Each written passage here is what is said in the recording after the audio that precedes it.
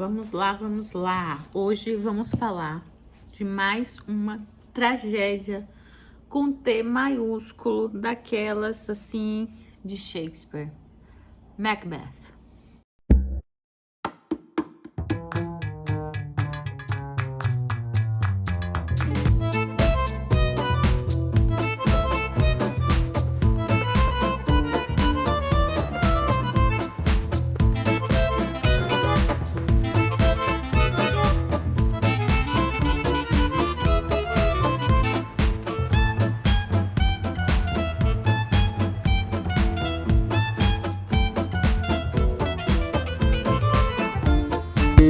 Oi, gente, tudo bem com vocês? A ideia hoje é fazer um vídeo com calma, analisando detalhadamente Macbeth. A ideia desse vídeo surgiu porque dentro da nossa área de membros, nós acabamos a leitura agora do Sonho e a Fúria. Inclusive, se você quiser entrar, todos os vídeos materiais já estão lá. Essa tá na categoria de R$ 2,99 mesmo. Então, se você pagar agora R$3, você tem acesso a todos os vídeos, a tudo que foi feito. E não que as histórias tenham relação direta, de inspiração direta, mas fato é que o título Faulkner tirou de uma das falas de Macbeth, daqui, acho que é o ato 5, a gente vai chegar lá. Porém, quando a gente para esmiuçar a história e falar da cobiça, é fácil fazer correlação com o Sonho e a Fúria, alguns personagens. E é fácil a gente pegar algumas coisas e conseguir fazer uma interseção entre essas duas obras. Mas esse vídeo aqui é principalmente dedicado a Macbeth. Então vamos lá. Vamos falar ato por ato. Detalhes, símbolos, tudo que for possível a gente retirar daqui. Eu também usei de material de apoio tanto um texto da Bárbara Leodora, que eu li na tradução da Bárbara Leodora, como o texto aqui do Harold Bloom. E pela primeira vez eu vou achar que o texto do Harold Bloom foi médio. Geralmente eu acho o deles mais fora da caixinha. E um muito bom é do professor Alden, aqui de aula sobre Shakespeare, tá? Só pra gente entender, a Bárbara traz aqui que essa é uma das peças mais curtas de Shakespeare. Quase metade, por exemplo, do que a gente tem em Hamlet, em termos de linhas, por exemplo. E a gente vai ver aqui uma correlação do personagem Banquo com a linhagem da família do rei Jaime I. Então, existe uma possível associação que essa obra tenha sido escrita para ele. E o ano dela foi provavelmente o ano de 1606. E a gente vai discutir aqui, eu não diria se é a natureza do mal, não. Mas eu diria como que o mal pode entranhar e determinar as nossas ações, fazendo a gente chegar à degradação final. Então a gente vai pegando tudo isso. E eu adoro um resuminho que a Bárbara fala aqui, é o seguinte, ó. Sua investigação contra a natureza do mal faz com que ele crie não um herói, mas um protagonista em quem não aparecem a generosidade e a grandeza humana de um Hamlet, de um Otelo ou de um Lear.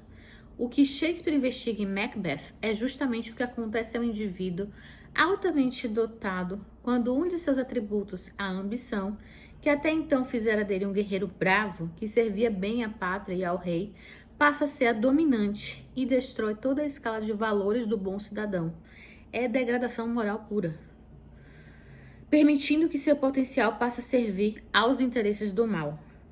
A par das terríveis consequências para o Estado, testemunhamos a destruição do próprio Macbeth como ser humano e seu doloroso aprendizado, desde o momento em que, estimulado ainda mais pelas bruxas, sonha com a glória e a felicidade no poder. E quando a gente fala do mal aqui, a gente vai sentir que é uma das peças, pelo menos foi a minha impressão, mais sombrias de Shakespeare.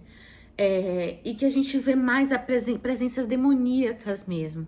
Por vezes ele traz aqui essas presenças demoníacas como presenças pagãs, trazendo algumas referências mitológicas. Porém, eu sinto muito mais quando a gente fala de demônios e tal, no sentido do cristianismo mesmo, do que até no sentido mitológico grego ou romano. Foi a minha impressão pessoal aqui quando eu li a peça. E é uma peça que as frases são muito construídas em paradoxos. A gente já começa aqui no ato 1, numa planície aberta, que a gente vê as Weird Witches, né? As 3 bruxas que aparecem. E essas 3 bruxas, elas estão ali marcando o momento que elas vão encontrar Macbeth. Ele não sabe ainda, em meio à tempestade, então a gente tem todo esse clima sombrio sendo desenhado. E elas definem que vão encontrar ele naquela noite ainda, à tarde ainda. E aí elas falam, né? Bom é mal e mal é bom. Bom é mal e mal é bom. Porque a gente vai ter essa transfiguração de como uma ambição que dentro de uma guerra e de uma serviciência, né? Em servindo ali, a ambição dele de fazer o melhor poderia ser bom. Mas como a ambição vai virar um sentimento dominante e vai ser pura maldade. Então, bom é mal, mal é bom. Nos primeiros paradoxos que aparecem. E em inglês fica fair is foe and foe is fair. Então, fica até a sonoridade do F mais interessante e bonita. E a gente vai estar aqui no meio de uma guerra entre a Noruega e a Escócia. A Escócia representando aqui o rei Duncan e a Noruega invadindo. E a gente vai ter logo no início eles estão no acampamento discutindo sobre essa batalha, e nessa batalha a gente vai ver como tanto o Macbeth quanto o Banquo se destacaram e como eles também conseguiram descobrir os traidores, que era o pessoal o Thane de Cawdor, né? O Thane que possuía ali a região de Cawdor. Ele se mostrou um grande traidor. Vai haver uma inversão aqui.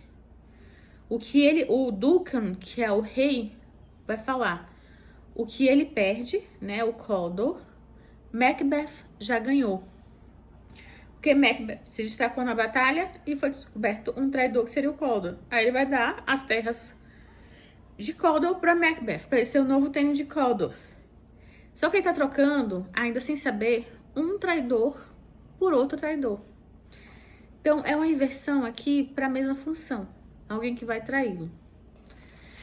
Daí a gente continua e vai ver com as bruxas, né? Elas chegando ali para se apresentar a Macbeth e também a Banquo, né? Eles estão voltando da guerra, eles não sabem ainda que o traidor foi descoberto, né? Que o Cawdor foi descoberto, o Thane de Cawdor. E as bruxas começam a conversar ali, são 3 bruxas. Elas são usadas em várias referências depois, né? Quando a gente vê toda a história de 3 bruxas, a gente já lembra disso. Mas se a gente vai resgatar da onde elas podem vir, a gente teria 2 possibilidades, né? A gente podia pensar nas 3 moiras, ou parcas, moiras no grego, né? E parcas na mitologia romana, que são aquelas fiandeiras do destino. Porque elas vão traçar profecias que são destinatárias para Macbeth. A gente vai discutir o quanto que essas profecias são profecias reais ou são manipulações. E você acaba construindo o seu próprio caminho acreditando num determinismo. Isso é bem interessante na discussão aqui dessa peça. Muito interessante. Então a gente poderia pensar nessas fiandeiras do destino, nessas moiras ou parcas. Ou a gente poderia pensar em seres ainda mais sombrios da mitologia. Quando a gente pensa, por exemplo, nas Erinhas, né, que depois viraram as Eumênides, mas nas Erinhas, que são aquelas que perseguiam quem iam contra as leis cânones do mundo da mitologia. E uma dessas leis cânones é a lei da hospitalidade. Você precisa tratar bem seu hóspede. A partir do momento que você não trata bem seu hóspede, você é perseguido por essas Erinhas. Então, elas também poderiam representar isso, porque a gente vai ter uma quebra de hospitalidade futura, mas aí você está já condenando ele por um crime que ele vai cometer no futuro, ainda que ele nem cometeu. Então, seriam essas duas referências assim, pra gente pensar. Eu acho que as fiandeiras, elas combinam mas fato é que as descrições dela, muito mais do que mitológicas, são como seres demoníacos, quando a gente pensa dentro do cristianismo mesmo. Essas bruxas, elas têm características, elas falam coisas que parecem pactos muito mais demoníacos do que você imaginar em qualquer outra referência mitológica. E daí, Banquo tá com Macbeth ali andando e eles vêm as três e descrevem, né? Quem são essas, tão secas e tão loucas no vestir, que não parecem habitar a terra, mas estão aqui, estão vivas? São capazes de responder? Parecem compreender pelo gesto que fazem com os dedinhos. Nos lábios secos, parecem mulheres, mas as barbas proíbem que eu afirmo que o são. E aí, a primeira bruxa vira para Macbeth e fala: salve, Macbeth, ó salve, Temgdlams, que é a terra que ele possuía lá, né?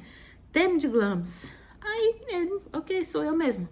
Aí a segunda bruxa vem e já fala: salve, Macbeth, ó salve, Tem de Caldor.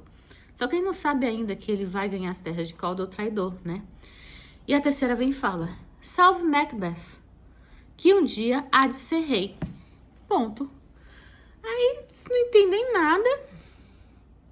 E Macbeth fica tenso ali. Aí Banquo dá risada, fala assim: tá terminando a profecia? Boa, você vai virar rei um dia. Acho que ele não leva muito a sério no início. Aí as bruxas continuam: salve, salve, salve. E Banquo fala: já que você tem profecia pra eles, qual é pra mim? E aí vamos pegar de novo os paradoxos, tá? Primeira bruxa vira pra Banquo e fala: menor, porém maior do que Macbeth. E aí a gente pode pensar menor na ambição, né? Interpretando já sabendo o que vai acontecer com o Banquo e tudo. Menor na ambição e por isso maior, mais valoroso que Macbeth. Eu interpretei assim. A segunda bruxa fala: menos feliz, no entanto, mais feliz. Menos feliz porque a gente já sabe aqui que ele vai morrer, a gente já leu aqui com spoilers, né? Banquo vai morrer. E mais feliz porque ele que vai deixar uma descendência honrada, que vai ser a descendência que vai chegar até Jaime I. E ela continua aqui ratificando essa descendência. A terceira: não será rei, mas será pai de reis. Então a gente pega isso aqui, né? E aí ele fala, o Macbeth: que estranho, eu sei que quando o Cinion lá morreu, eu virei Temgdlams, mas por que tá me chamando de Caldor? O que que tá acontecendo? E por que tá me chamando de rei e tal? Não tô entendendo. E aí aparece aqui um outro personagem, Angus e o Ross, eles entram meio que como mensageiros e fala para Macbeth: olha, o rei te nomeou Tânia de Caldor. Então, tipo, as profecias estão se fazendo agora, né? Estão começando a acontecer.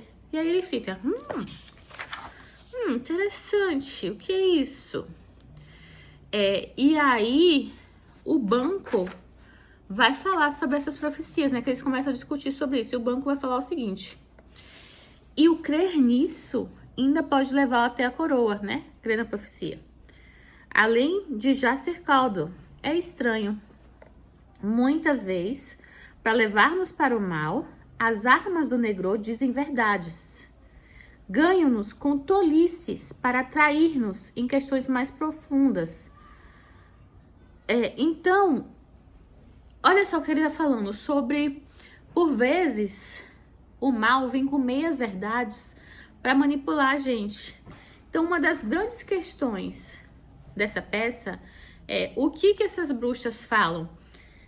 É uma real profecia, aquilo vai acontecer independente do que o próprio Macbeth faça, ou elas estão manipulando o Macbeth para que ele desenhe o caminho para que isso aconteça.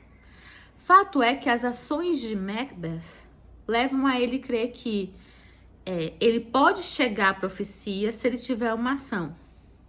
E isso vai ter um papel importante, a Lady Macbeth, personagem mais vilã da história, a mulher mais vilã da história do mundo, da literatura universal. Então essa é a grande questão. Essa profecia é determinística ou essa profecia faz ele querer com que aquela afirmação se cumpra e desenhe esse caminho? Isso é uma questão importante na discussão dessa peça. E a gente vê Macbeth trazendo a questão de a imagem de assassinar o rei Duncan para virar rei, começando a se configurar na cabeça dele, mas como um grande absurdo, a princípio. A tentação do sobrenatural não pode nem ser má, nem ser boa. Se má, porque indica o meu sucesso. Se má, porque indica meu sucesso. De início com a verdade, já sou caldo. Se boa, porque é cedo a sugestão, cuja horrível imagem me arrepia e bate o coração contra a costela. Tipo, por que é má se vai me falar que eu sou rei? E por que é boa se para isso vai configurando na minha cabeça um assassinato? Né? Ele vai trazendo essa questão dos paradoxos. E aí a gente pega, já na cena 4 do ato 1 ainda, a discussão sobre o arrependimento, né? Que o Tenno de Cawdor, ele se arrepende de ter traído, na hora da sua execução, se arrepende de ter traído Duncan, o rei da Escócia. E aí Duncan vai falar sobre como saber, né, se esses arrependimentos são reais ou não, né? Como entender isso? Aí ele fala, não há arte que veja a mente só por ver o rosto. Foi um homem em que depositei confiança total.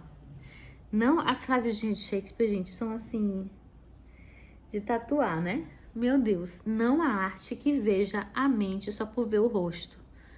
O Poker Face, né? Tipo, não tem como você ler a mente da pessoa olhando só a expressão facial dela.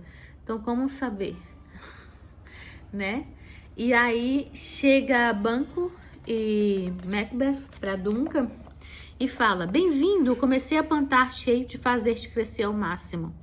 Meu nobre Banquo, não mereceste menos, nem se deve proclamar-te menor. Quero abraçar-te junto ao meu coração. E aí fala, olha, meu filho aqui, Malcolm, vai ser chamado Príncipe de Cumberland. Então a gente já conhece assim, ó, tem uma amizadezinha com o Banquo boa, tem um filho, Malcolm, que provavelmente será descendência do rei à parte, né? Enfim, e aí já chama o Macbeth de Caro Cawdor, porque agora tem a região de Cawdor, né? E aí Macbeth fica à parte pensando, né? É aquela cena de teatro em que tá acontecendo a cena, e aí à parte ele vem falar pro público assim, ninguém tá vendo, só ele pensa, o pensamento dele, o fluxo de consciência dele sai, né? O filho príncipe, esse é um tropeço que me derruba se eu não superar, pois está em meu caminho. Apaga a estrela para a luz não ver os meus desígnios negros. Fique o olho cego à mão, porém insisto que o que ele teme feito seja visto. Então ele tá começando a maquinar a possibilidade de matar não só o rei, como um filho do rei. Olha só onde o negócio tá chegando. E aí a gente pula já pra cena 5, que a gente vai ver a Lady Macbeth lendo uma carta que foi mandada para ela, em que o Macbeth conta sobre a profecia. E aí a gente vai ver o pensamento dela. É rouco o próprio corvo que anuncia a fatídica chegada do rei à minha casa, porque o rei vai passar a noite na casa deles. Então, o corvo, aquela imagem de profecia ruim, mensageiro. E ela faz uma invocação aqui que é meio pacto fáustico, assim, um pacto demoníaco, a invocação que ela fala. Vinde, espíritos das ideias mortais, tirai-me o sexo, porque ela é mulher. Mulher não comete atos de violência terríveis, né? E vai haver isso, essa questão de questionar o gênero, né? O dela e questionar o dele. Na hora de trazer para ele a coragem, ela vai questionar a hombridade dele, acusando de covardia por vezes. Então tem isso. E ela assume esse papel, né, de tire-me aqui o meu sexo agora porque eu vou cometer um ato de violência. Isso me lembrou muito, não sei quem que já leu a Oresteia, que a gente tem a mulher de Agamenon. A Clitemnestra, na primeira peça da Oresteia, né? Que a Oresteia são em 3 partes. Na primeira, em que ela se anula e assume um papel masculino para poder matar o marido, né? E há essa questão de transfiguração simbólica do gênero, e aqui ela vai usar isso. Das ideias mortais tirai-me o sexo, inundai-me dos pés até a coroa. Coroa que ela já tá imaginando que ela vai carregar, né? De vil crueldade. Dai-me o sangue grosso que impede e corta o acesso do remorso. Tipo, me tire qualquer remorso pro ato que a gente vai ter que cometer. Não me visitem culpas naturais para abalar meu sórdido propósito ou me fazer pensar nas consequências. Tomai neste meu seio de mulher meu leite em fel, né? Tipo, tirando a função nutrícia dela do leite, não, fel. Espíritos mortíferos, vossa substância cega onde andar, espreita e serve ao mal, veias, negra noite, apaga-te na bruma dos infernos, para não ver minha faca o próprio golpe, e nem o céu poder parar o escuro, para gritar-me para. E aí entra Macbeth. E ela olha para Macbeth e fala assim: verá o sol tal amanhã, teu rosto tem. É um livro onde os homens podem ler suspeições. Para enganá-los, usa o aspecto enganoso, tipo, aprende a enganar, né? Ela tá incitando ele a aprender a arte da manipulação, da enganação. Usa aspecto enganoso e boas-vindas para receber o rei que vai chegar, né? Brilhe nos olhos, mãos e línguas. Ser inocente a flor que nutre a vibra. Devemos preparar-nos para quem chega e deixe em minhas mãos as providências. E ela incita ele para matar mesmo, né? E aí chega todo mundo do rei. E o Duncan fala da beleza do castelo. E a gente vai ver que essa beleza do castelo, antes do Duncan morrer, ela é transformada o tempo todo num castelo sombrio. Um castelo de poucas luzes depois que ele morre. Um castelo que tem alucinações e que tem aparições. Um castelo que os porteiros são figuras demoníacas. A gente vai ver aqui essa transformação, esse castelo que Duncan vê pela primeira vez e fala: nossa, que bonito, que beleza isso aqui. Depois que acontece a corrupção, né, da bondade pela cobiça, esse castelo se transforma. E aí a gente tem o solilóquio do Macbeth, né? Ele pensa assim: ele está aqui por dupla confiança, meu cuidado. Primeiro, porque sou súdito e parente, são primos, né? E segundo, que ele é meu hospedeiro. Tipo, eu vou cometer uma traição dupla aqui. Dupla. E ele é um homem bom. Então, ele ainda tá na confusão. Mas Lady Macbeth não vai deixar essa confusão entrar nele. Ela fala assim, ele fala: não vou levar avante esse negócio. Ele vem me honrar e eu conquistei o ouro do respeito dessa gente. Devo agora ostentá-lo no seu brilho, não descartá-lo assim. E aí, Lady Macbeth vem com as histórias questionando mesmo e trazendo, como eu falei pra vocês, mostrando ele como covarde, né? Queres ter o que julgas da vida o ornamento ou viver um covarde aos próprios olhos? Não vamos falhar, a gente não vai falhar.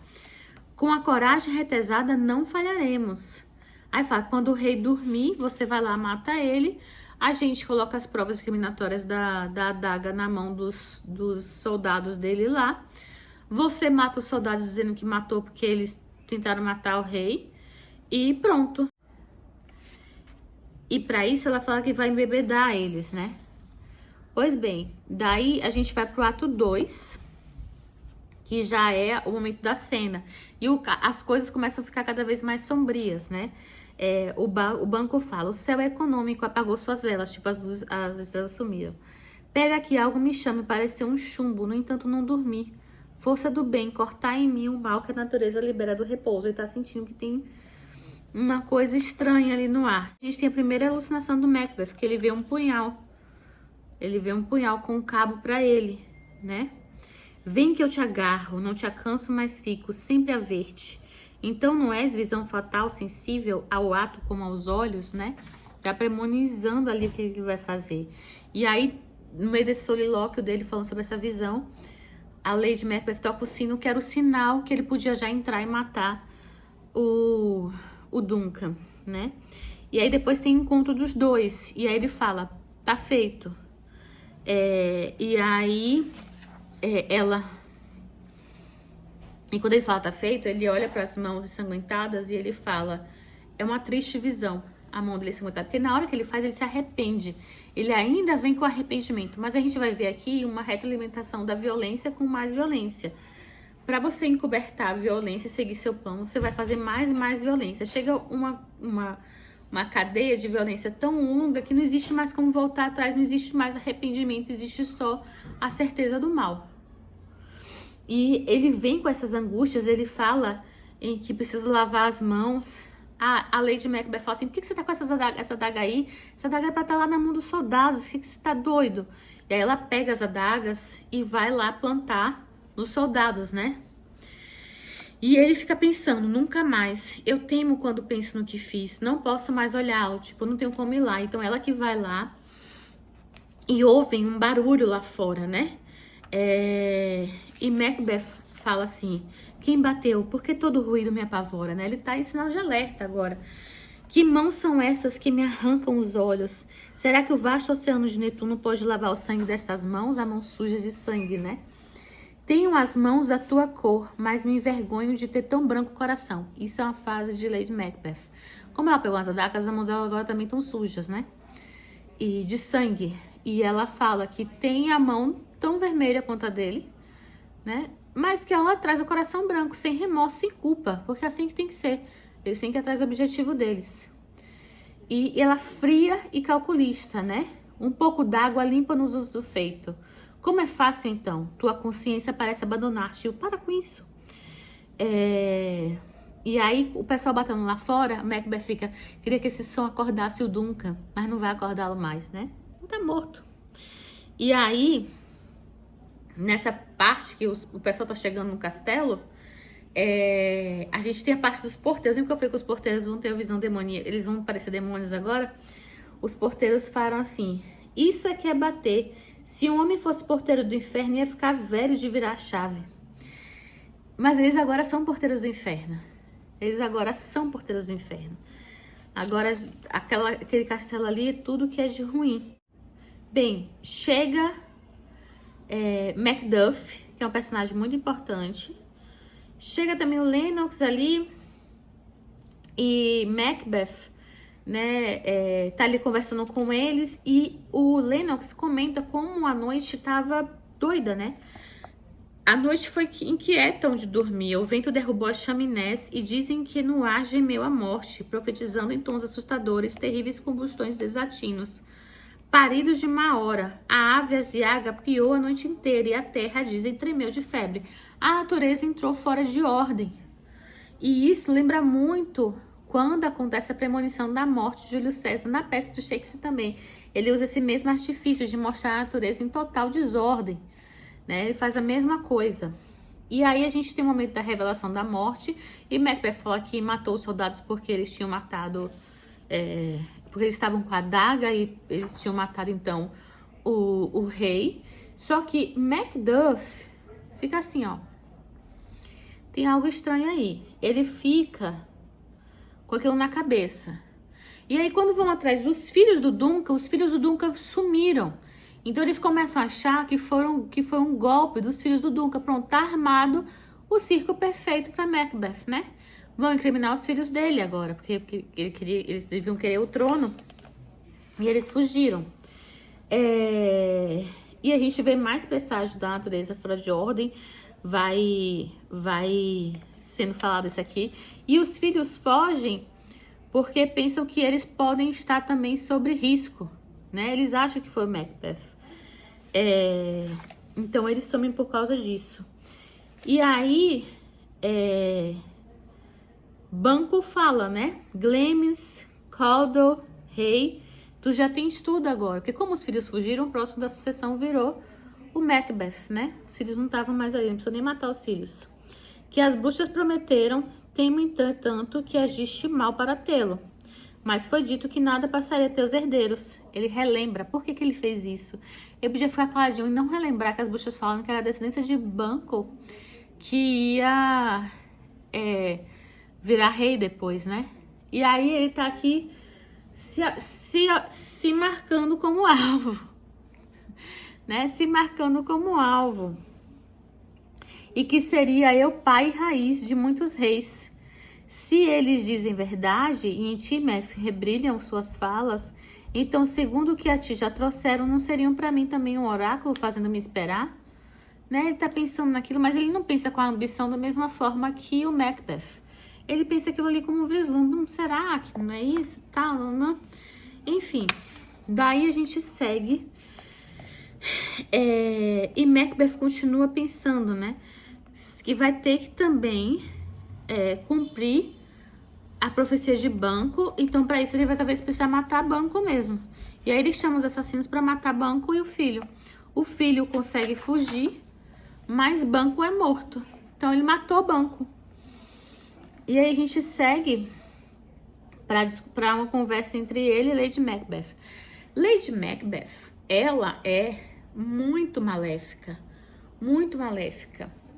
Ela é uma personagem que some, assim, acho que ela aparece até no ato 4, nem lembro se ela aparece mais, porque se ela seguisse na história, ela talvez roubasse o papel do nosso herói protagonista, porque a gente pode pensar em Macbeth como o herói dessa tragédia ou não. Existe até um questionamento para o professor Alden que ele vai trazer aqui, que ele fala o seguinte, que o herói é aquele que sai de um sentimento bom para a derrocada, para a destruição. E você pode questionar se essa ambição de Macbeth, eu posso considerar o argumento como um sentimento bom, ou se já desde o início ela já é ruim. Então ele traz também esse questionamento, né? Mas se Lady Macbeth continuasse, talvez ela usurpasse o papel de protagonista dessa história, que é o que para mim acontece em Otelo. Porque em Otelo, para mim, o Iago rouba a cena que o Otelo, sei lá, vira qualquer coisa. Porque o Iago rouba a cena da peça. Continua sendo a minha peça favorita, né? E aí Lady Macbeth, ela fala, não há ganhos, tudo é perda. Se o desejo se alcança sem prazer, é mais tranquilo ser o que foi findo que ficar inseguro destruindo. Ela começa a ter uma culpa surgindo aqui. E Macbeth fala, nós ferimos a cobra, não matamos. Né? Falando sobre a ambição tá só aumentando aqui. E ela tenta desconversar, tenta motivá-lo. E logo depois, na cena 4, ele recebe a notícia que Banquo morreu. Aí ele continua. Muito obrigado, morre a víbora, pai. O verme filho vai recompor-se e destilar veneno. Mas não agora. Sai e amanhã conversaremos. Ele fala assim, poxa, o problema não tá resolvido. Porque tem esse menino ainda aí, né? E aí ele vai dar o jantar naquela noite ali, que é o jantar de comemoração de sua coroação. E nessa, ele tá com Lady Macbeth nesse jantar e ele começa a ter mais alucinação. Ele vê o fantasma de Banquo. E ele fala, olha, veja, não está vendo? E agora o que que diz? O que que importa? Fala se puderes, se ossário e tumba agora nos devolvem. Os que enterramos nossos monumentos serão ração de abutres. E aí o fantasma some, a Lady Macbeth, que isso? Já deixou de ser homem com a loucura? Né? Mais uma vez ela questionando a masculinidade dele diante disso, né? E aí ele vê novamente o fantasma. E aí ele segue. Ele quer sangue, pede sangue. Pedras correram, árvores falaram, angúrios, muitas concatenações, por galhar e por covos revelaram, o sangue mais secreto. Ainda é noite, vem o questionamento, né? Por que Macduff não veio? Por que Macduff não veio pra cá? Será que ele já desconfiava de alguma coisa? Será que ele tá desconfiando? Caramba, ele é tão próximo que ele não veio pra coroação. Ele vai entrar na paranoia. E você vê o ciclo de violência se configurando, né? Porque ele já matou Banquo, já matou Duncan. Aí ele fala, estou tão fundo em sangue que se paro, a volta e a travessia são iguais. Tipo, É como você tá no meio de um mar, num oceano assim gigante, e você olhar para um lado, olhar para outro, as distâncias são todas iguais, porque você tá muito afundado naquilo ali. Eu tenho em mente estranhas empreitadas.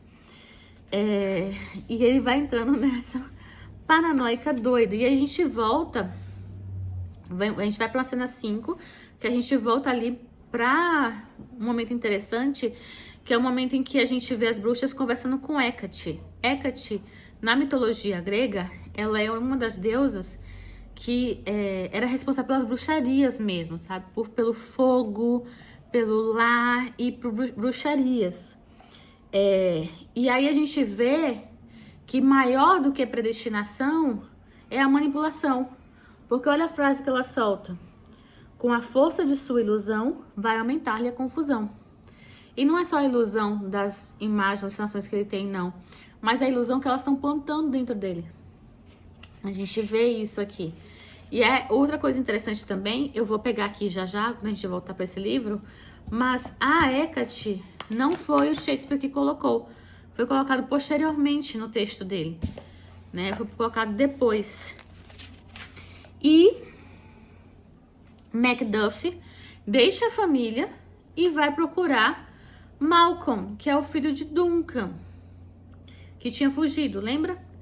Vai procurar eles lá na Inglaterra e pedir o exército e falar, olha, a gente tem que matar Macbeth, é ele que tá fazendo tudo e tal. Ele tá se comportando como um tirano. E a gente vai ver a questão da tirania e a violência, que é um dos pontos também a ser discutido aqui. E, enquanto isso, a gente vai para uma outra cena de Macbeth com as bruxas. Que ele vai lá e assim, eu preciso saber agora o que eu faço, né? E nessa que ele vai, ele volta e conversa com as 3 bruxas que vão dar também 3 visões para eles. Quero resposta àquilo que pergunto. Aí ela fala assim, tá, ok. Você quer que a gente responda aos nossos mestres? Aí ele fala, seus mestres. E aí vem as aparições falar. A primeira aparição fala o seguinte. Macbeth, cuidado com Macduff. Cuidado com o Tenerife, já basta. Então, aí ele já, pronto, tem que matar, né? A segunda aparição. Ser ousado, sangrento e resoluto. Ri dos homens, pois ninguém parido por mulher fere Macbeth. Essa tradução, parido por mulher, é muito importante que a Bárbara tenha escolhido, porque vai fazer muito sentido a uma revelação que vai acontecer no final. Ser ousado, sangrento e resoluto. Ri dos homens, pois ninguém parido por mulher fere Macbeth. Aí ele fala, pronto, eu sou imbatível. Isso só aumenta a ambição e uma falsa segurança dele de que tudo vai dar certo. E isso a Katia tinha falado lá no discurso dela, que o discurso é bem longo. Mas ela vai falar que ele vai ser alimentado por essa ambição e essa falsa segurança, essa questão de onipotência, de que ele pode tudo. Porque não existe nenhum homem que não foi parido por mulher, né? Veio da onde? Nasceu da batatinha no chão? Né? Tipo, não tem como. Aí ele fala, então tranquilo, não vou matar Macduff, não posso temê-lo. Porque nenhum homem nascido por mulher, nenhum homem que tenha nascido por mulher vai conseguir matar, o Macduff não pode matar. Pronto. Aí vem a outra aparição. Macbeth jamais será vencido enquanto a floresta de Birman não subir contra ele em Dustname. Aí, tá feito. Como com a floresta vai andar? Floresta não anda. Se eu fosse ele, eu ficava bem gatinho. Porque também não era pra ter aparição nenhuma. Sabe? Não era pra ele ficar vendo a adaga nenhuma. Não era pra ele ficar vendo fantasma nenhum. Então tudo pode acontecer. Mas ele fica resoluto. E aí, mais na aparição ainda, aparece um desfile de 8 reis. O último dos quais, com um espelho na mão, banco o segue. E aqui é a referência da questão do rei da Inglaterra, lá para mostrar os descendentes, até onde vai chegar. A gente não sabe se essa referência é real mesmo ou não. Então descobre que Macduff fugiu para a Inglaterra. Macbeth fala, né? Vou coroar a ideia com os meus atos. É pensar e fazer, vou surpreender. Ele não teme mais nada. Ele não tem mais hesitação. Agora ele pode agir, porque ele está seguro com as profecias que foram dadas. E mais uma vez, é profecia ou manipulação, né? Chegaremos lá. E aí a gente pega uma cena bem triste, que é a cena ali na terra de Fife, né? A terra de Macduff, que ele tá com a família, a esposa indignada porque ele fugiu. Mas, na verdade, ele não é que ele fugiu, ele colocou a pátria em primeiro lugar e ele foi lá à Inglaterra achar o pessoal para poder vir combater Macbeth por honra à pátria mesmo. Só que nessa ele abandonou a família. Ele devia ter levado a família junto. E aí a gente tem que discussão, ele com as crianças e tal, e vem os assassinos e matam a sangue frio a Lady Macduff e os filhos dele, que são crianças. Triste, triste, triste. Aí na Inglaterra vem um questionamento sobre se Macduff também não é um traidor que tá tentando ali, sei lá, plantar alguma coisa, fazer uma armadilha para eles. E aí o próprio Malcolm vai testar o Macduff falando que ele é mais tirano, sanguinário e deseja mais a ambição do que o próprio Macbeth, né? Ele diz umas palavras sobre isso. E nisso o Macduff fica indignado. Aí depois ele fala, não, tava só brincando, tava só testando se você também não ia. Fala assim, boa, é assim que a gente chega lá pra frente, eu tava testando seu caráter. Era brincadeirinha, era piadinha. E aí ele recebe a notícia da morte da família. E ele fica desolado. Aí o Malcolm alimenta nele o sentido de vingança. Afia nessa pedra tua espada. Da dor faz ira e dura o coração. Vamos lá acabar com Macbeth. E a gente vem pro último ato. Ato 5. Aí assim, ó. Lady Macbeth tinha aparecido lá no ato 3. Aí pula e ela vem aqui no ato 5 pra morrer, né? Aparece Lady Macbeth sonâmbula, falando. Tá uma cena com o médico e tal. Falando um monte de besteira. E ela agora que vê as mãos sujas de sangue. Então ela enlouqueceu. Ela não conseguiu sustentar a ausência de remorso. Então a culpa acabou prevalecendo, né? E ela fala, minhas mãos eu não consigo lavar. E entra com uma vela. Ainda uma mancha aqui. Sai, mancha maldita, sai, eu disse 1, 2, mas então é hora de agir. O inferno é tenebroso. Que vergonha, meu senhor, que vergonha. Um soldado com medo. Por que teremos de temer quem o saiba? Quando ninguém puder pedir contas ao nosso poder? Mas quem haveria de pensar que o velho tivesse tanto sangue? Lave as mãos, vista a camisa da noite. Não se mostre assim tão pálido. Vou lhe dizer de novo, o banco está enterrado. Ele não pode sair da tumba. Ela começa a delirar, né? Sonâmbula falando essas coisas. E o médico fala, rapaz, não tem jeito pra isso aí não. Isso aí é exorcismo. Só que vai resolver, né? E enquanto isso, eles estão se preparando pra invadir onde tá Macbeth. Macbeth segue autoconfiante. Tô nem aí se tá vindo o exército. O medo não me atinge. Quem é Malcolm? Então não foi parido? Nada temas, Macbeth. Ninguém parido por mulher terá força sobre ti. Ele relembra, né, a discussão. E o exército tá vindo. Aí Malcolm vira pro exército e fala o seguinte, ó. Que cada homem corte da floresta de Birma um ramo e o carregue entre si. Encobrimos assim o nosso número para espias errarem seu relato. Então, cada soldado pegou um ramo da floresta de Birma e vai marchando devagarzinho, camuflado ali na floresta. Então, a floresta começa a caminhar. Lembra que o Macbeth não ia ser vencido enquanto a floresta de Birma não caminhasse sobre ele? Então, a floresta está caminhando. Então, a profecia tá ali se cumprindo. Nessa se ouve um grito no castelo. A gente descobre que Lady Macbeth se matou. E aí Macbeth fala, quase esqueci que Gosho tem um medo. Quem gritou assim? A rainha está morta, senhor. E aí tem o ponto alto, assim, pra mim, da peça, que é essa parte que a gente faz com relação com Sonho e a Fúria, né? Ela devia só morrer mais tarde. Haveria um momento pra isso. Amanhã, amanhã e ainda amanhã. Arrastam nesse passo o dia a dia até o fim do tempo prenotado. E todo ontem conduziu os tolos à via em pó da morte. Apaga, vela. A vida é só uma sombra.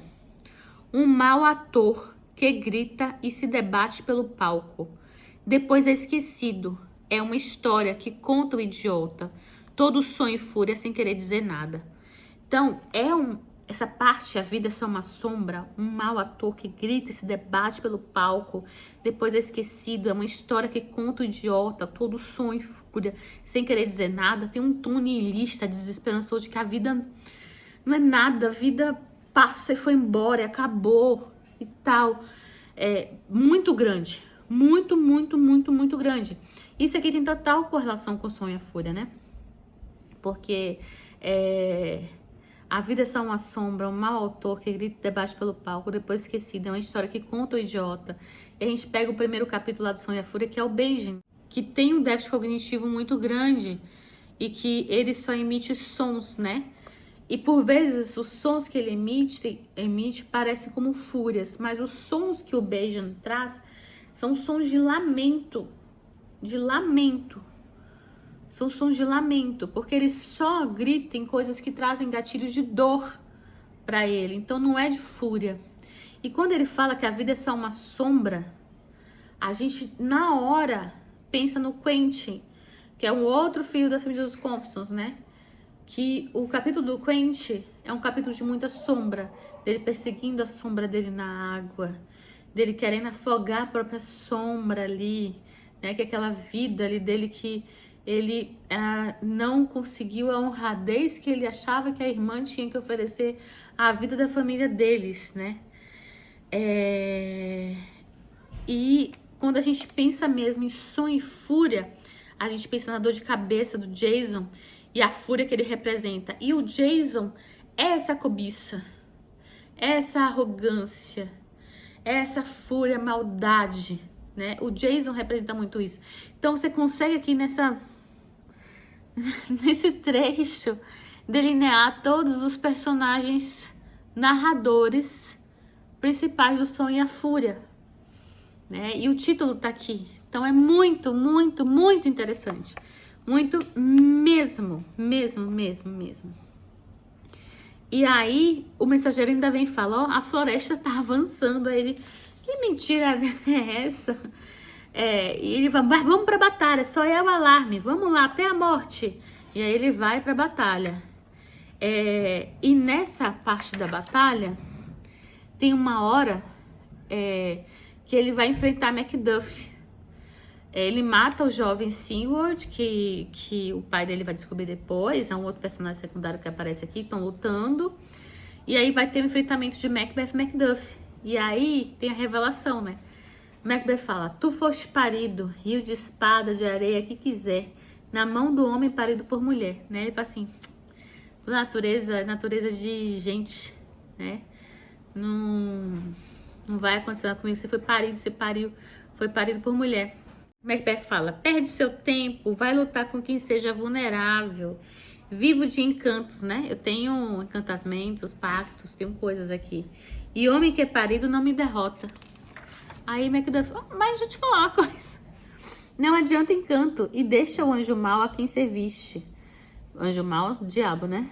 Dizer-te que Macduff foi arrancado fora do tempo ao ventre de sua mãe. Ele não foi parido, ele nasceu de cesárea, né? Ele nasceu de cesárea. E aí tem um choque e Macbeth é morto e a cabeça dele vai ser exposta.